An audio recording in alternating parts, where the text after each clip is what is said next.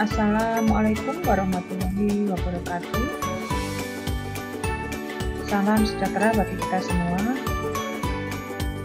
Kali ini kita akan belajar tentang teks prosedur di pertemuan kita yang kedua.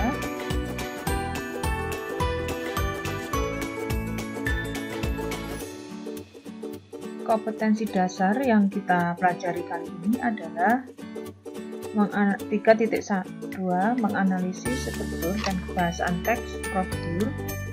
4.2 mengembangkan teks prosedur dengan memperhatikan hasil analisis terhadap isi, struktur, dan kebahasaan.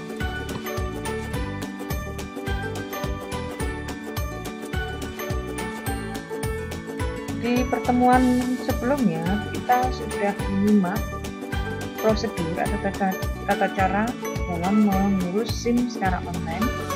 Ya, berikutnya kita akan membandingkan dua teks, yaitu bagaimana cara membuat hand sanitizer dan bagaimana cara mengurus ektp.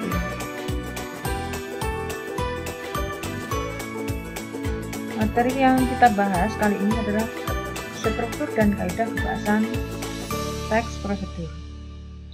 Struktur teks prosedur terdiri dari bagian tujuan yang berupa judul atau bagian dari pernyataan umum, bagian material, kemudian bagian langkah-langkah. Material di sini berisi bahan-bahan dan alat-alat yang diperlukan dalam pembuatan barang atau makanan. Sedangkan langkah-langkah adalah tahapan-tahapan atau cara dalam memproses sesuatu tersebut sesuai dengan tujuan teks prosedur.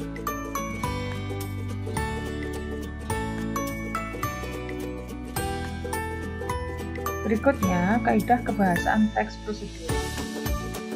Dalam teks prosedur, kaidah kebahasaan meliputi adanya penanda wacana. Penanda wacana ini berupa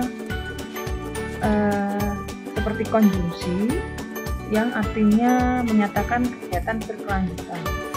Contohnya kata selanjutnya, kemudian, lalu, kemudian ada kata ganti, pronomina yang tidak ketinggalan, adanya konjungsi yang menghubungkan kata dengan kata atau kalimat dengan kalimat. Kemudian kalimat imperatif yaitu kalimat perintah, kalimat deklaratif yaitu kalimat pernyataan, dan kalimat interrogatif yaitu kalimat pertanyaan.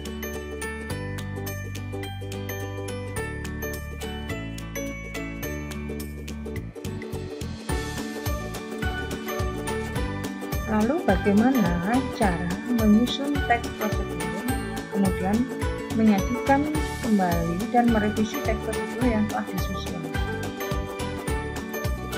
Nah, langkah-langkah menyusun teks prosedur harus memperhatikan isi, struktur, dan kebahasaan teks prosedur.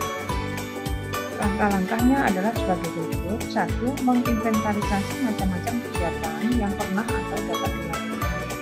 Kedua, menentukan tema kegiatan. Ketiga, membuat kerangka dalam bentuk topik-topik kegiatan secara garis besar.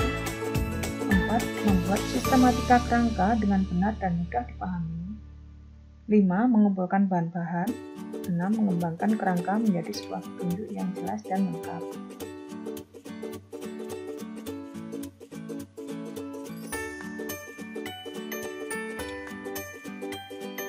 Sedangkan langkah dalam merevisi teks prosedur yang telah disusun yaitu 1. Membaca kalimat demi kalimat. Ya, pastikan kalimat yang telah kita buat itu kalimat efektif. Kemudian memperbaiki kesalahan yang terjadi pada penulisan teks. Yang ketiga, memeriksa keterpaduan paragraf untuk menemukan suatu kesalahan. Dan yang keempat, memperbaiki keruntutan paragraf yang tidak tepat, yaitu dengan cara membuang kalimat yang tidak padu, kemudian menempatkan paragraf pada urutan yang tepat atau menambah paragraf yang runtuh.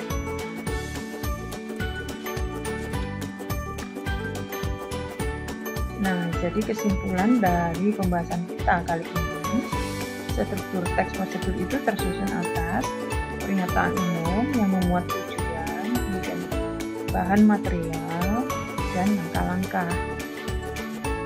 Sedangkan unsur atau kaidah kebahasaan teks prosedur itu meliputi adanya penanda wacana, kata ganti atau pronomina, konjungsi, kalimat imperatif, kalimat deklaratif, dan kalimat interrogatif. Nah, untuk kegiatan kalian selanjutnya ada 2 teks. Nanti cermati kemudian analisis dari kedua teks itu berdasarkan unsur kebahasaan dan struktur teksnya. Jika kalian mengalami kesulitan, silahkan konsultasi atau bertanya.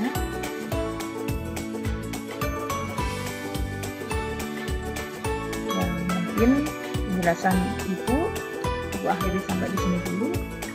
Sekian dan terima kasih. Wassalamualaikum warahmatullahi wabarakatuh.